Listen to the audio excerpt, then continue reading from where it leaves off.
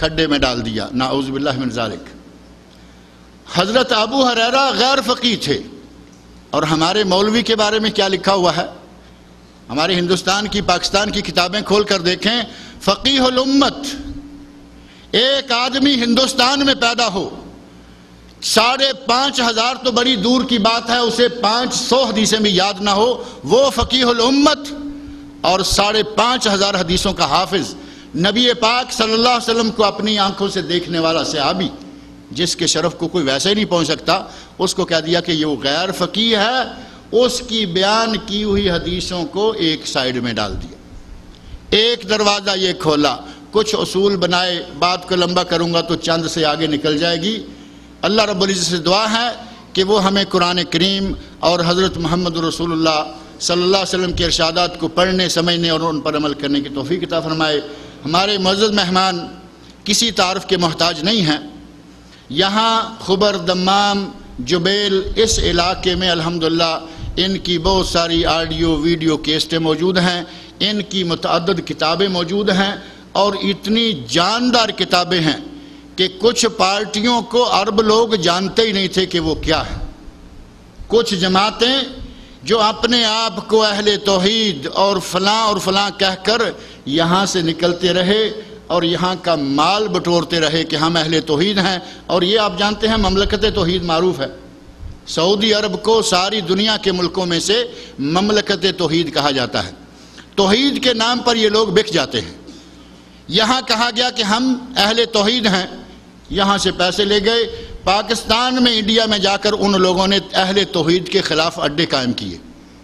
Doctor سید طالب الرحمن صاحب نے ان کے پردے چاک کیے، ان کو بے نقاب کیا، ان لوگوں کو سمجھایا کہ یہ لوگ کون ہیں۔ ان کی اسی طرح کی متعدد کتابیں معروف ہیں، اور الحمدللہ پاکستان میں اسلام آباد کے پہلو میں جو راولپنڈی شہر ہے معروف، اس شہر میں ایک یونیورسٹی میں پروفیسر ہیں، عالم دین ہیں، اور خاص بات یہ ہے کہ یہ رازدان اندرون میخانہ ہیں، اندر کی باتوں کو یہ جانتے ہیں کیونکہ پہلے یہ خود اندر رہے ہیں۔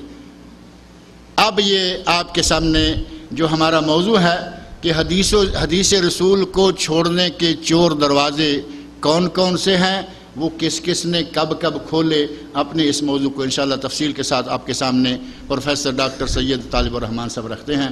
اللہ رب العزت ان کو توفیق مزید سے نوازے۔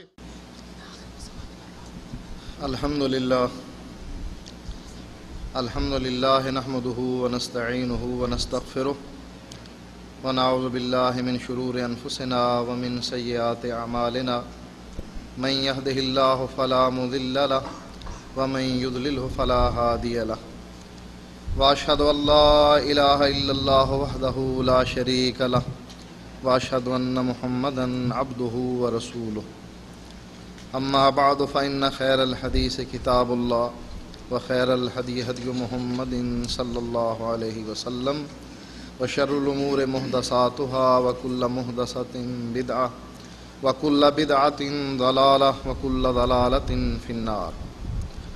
اعوذ باللہ السمیع العلیم من الشیطان الرجیم، بسم اللہ الرحمن الرحیم۔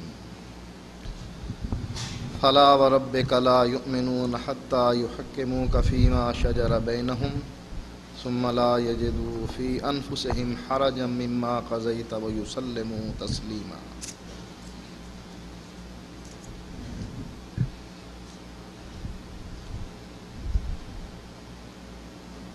یہ بات بڑی تعجب والی ہے کہ اگر کوئی شخص بازار سے ناول خرید لائے، مولوی صاحب کو کوئی تکلیف نہیں ہوتی، اور اگر مولوی صاحب کو یہ پتہ لگ جائے کہ یہ بازار سے بخاری شریف لے آئے ہیں، ان کا پہلا فتویٰ یہ ہوتا ہے کہ بخاری پڑھنے سے آپ گمراہ ہو جائیں۔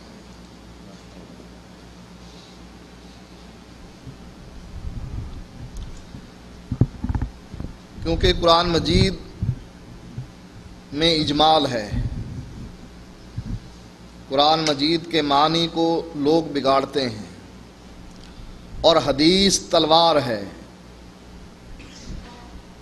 کہ جس کے معنی کو بگاڑنا ان کے لیے ناممکن ہے۔ تو انہوں نے سب سے پہلے جو چھری چلائی وہ حدیث پر چلائی۔ انہوں نے چور دروازے کھولے۔ آخر اس کی وجہ کیا ہے؟